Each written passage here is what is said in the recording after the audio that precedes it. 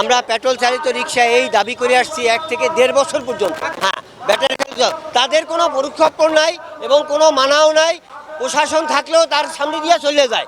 আজ পর্যন্ত কোনো কিছু নাই। আমাদের কথা ছিল তো এই 6টা রাস্তার ভিতরে ঢুকতে পারবে না।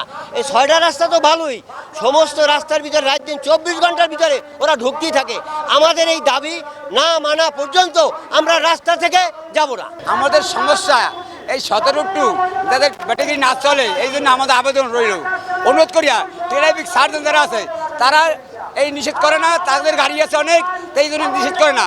এই বিধায় আমাকে অনুরোধ, দয়া করিয়া থানা রোডের মুখ হইতে 8টি রাস্তা মোটামুটি যাইতে পারবে না, আইতে পারবে না, তারা আউটে চলাক, আপত্তি নেই আমাদের।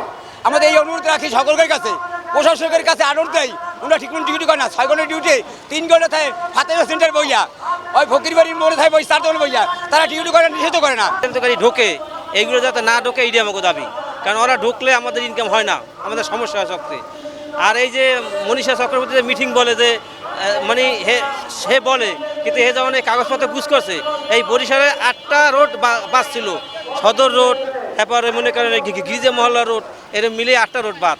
কিন্তু এরা কোনো রোড সব রোডেই থাকে, কিন্তু এইটা যাতে উচ্চতা হয় এইটা আমাকে দাবি।